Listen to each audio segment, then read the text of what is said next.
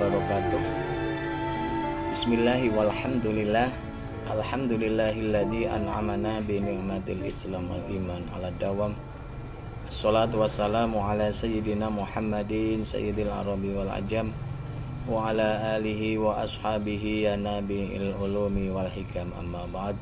Anak-anakku yang saya cintai dan yang saya banggakan, bertemu lagi dengan Bapak Ahmad Mahfud dalam pembelajaran sejarah kebudayaan Islam. Namun sebelumnya kita petikkan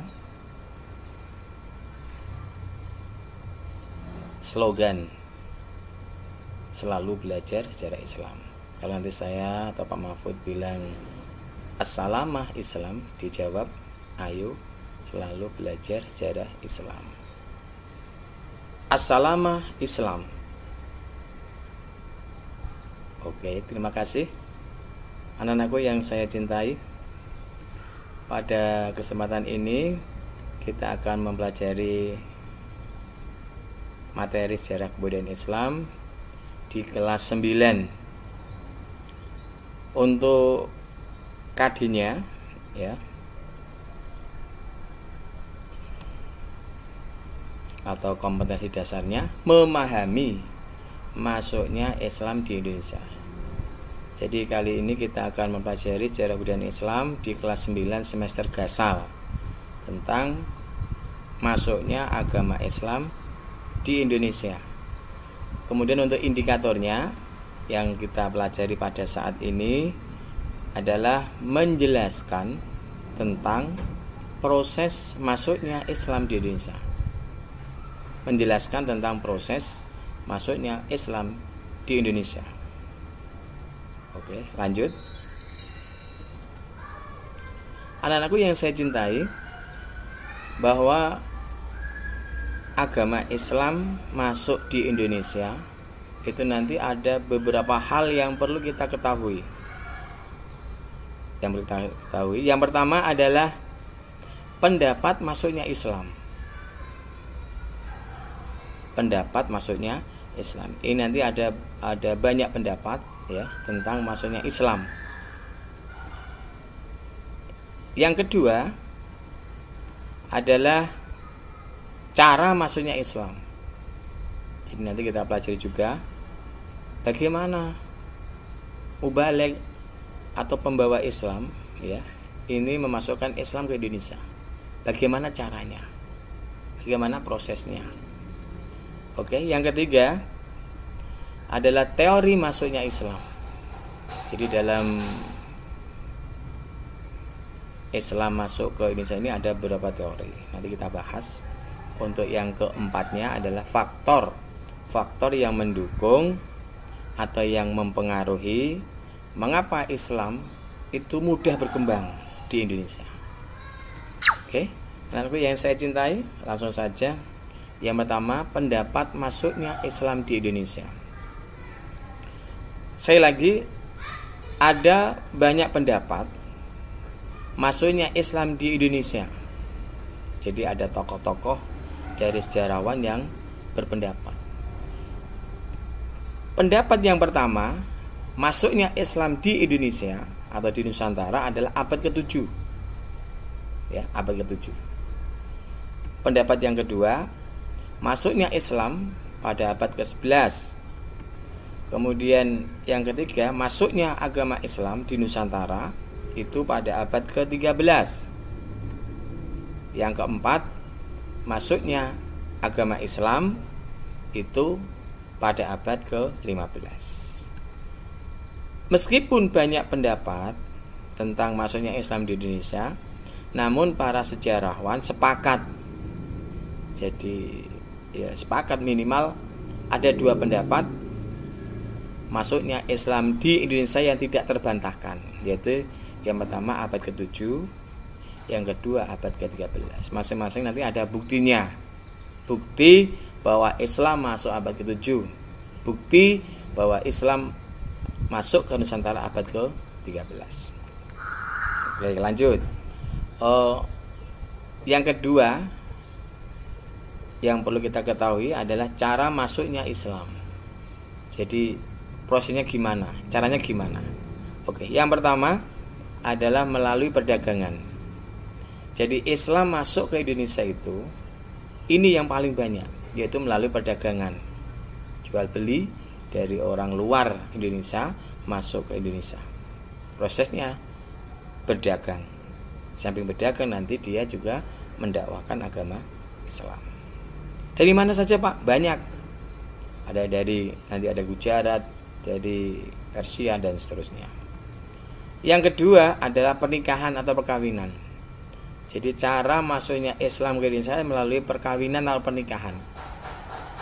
Mungkin ada orang dari luar Indonesia yang masuk ke Indonesia dan menikahi wanita-wanita yang baik di Indonesia. Ini banyak, nanti kita terangkan lebih lanjut. Jadi ada tokoh dari luar negeri, luar Indonesia yang masuk Indonesia dan menikahinya. Dan yang dinikahi ini adalah nanti termasuk keluarga istana, keluarga kerajaan, sehingga nanti banyak orang-orang yang ikut masuk Islam.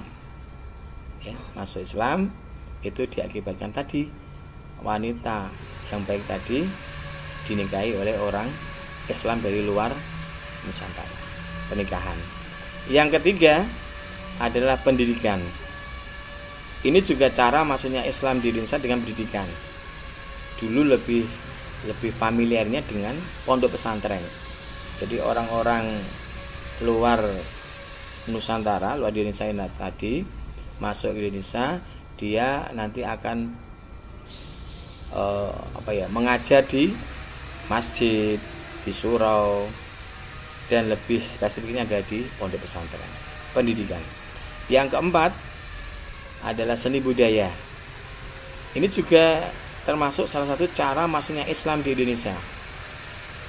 Seperti contoh nanti ketika Sunan Kalijogo mendakwahkan Islam di daerah Demak sekitarnya, itu melalui seni budaya yaitu wayang.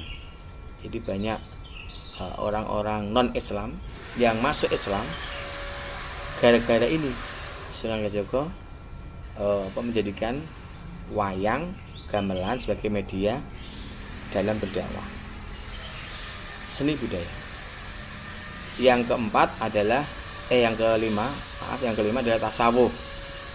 Tasawuf ini termasuk ajaran dalam Islam, ya. Cara mendekatkan diri kepada Allah, ya. Cara mendekatkan diri kepada Allah. Nanti kalau dia sudah ahli dalam tasawuf, namakan seorang sufi. Ini juga ikut andil dalam membawakan orang-orang non-Islam tadi senang dengan Islam sehingga masuk Islam goro-goro ini ilmu tasawuf ini. Oke. Yang selanjutnya adalah dari pihak politik atau kekuasaan. Ini juga banyak orang yang masuk Islam karena politik kekuasaan yang baik, yang damai, yang tidak arogan dan sebagainya. Itu cara masuknya Islam di Indonesia. Oke, lanjut. Yang selanjutnya adalah teori masuknya Islam. Teori masuknya Islam ini awalnya dalam pembelajaran Islam itu ada 3, ya. Tapi nanti dalam perkembangannya tambah 1 jadi 4. Ada 4 teori. Adapun yang pertama adalah teori Mekah. Teori Mekah ini mengemukakan bahwa agama Islam masuk ke Indonesia atau Nusantara itu pada abad ke-7 Masehi.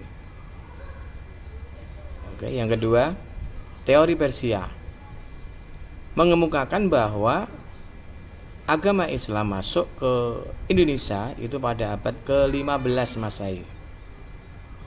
Sedangkan teori yang ketiga adalah teori Gujarat dari India.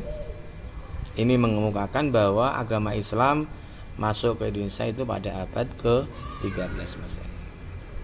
Itu 3 teori awalnya. Namun dalam perkembangannya ada tambah 1 teori lagi, yaitu teori dari Cina. Teori ini didasarkan pada asumsi bahwa ada kesamaan unsur-unsur budaya Cina dengan budaya di Indonesia. Ini sekitar abad ke-15. Oke, anakku yang saya cintai. Yang selanjutnya adalah faktor yang mempengaruhi mengapa Islam mudah diterima di Indonesia. Faktor yang mempengaruhi. Yang pertama, masuknya dengan mudah hanya bersyahadat.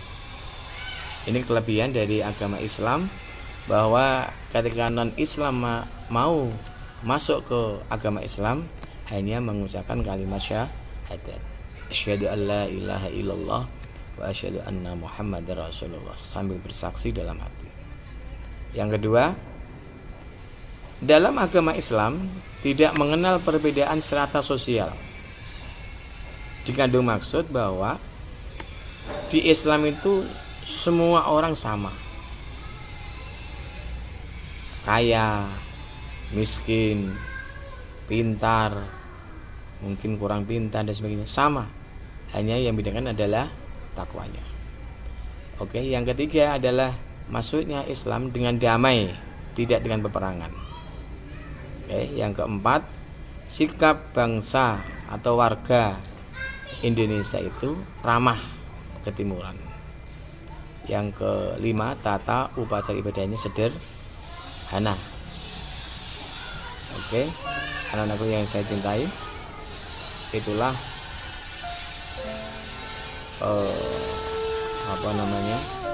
proses masuknya Islam di Indonesia.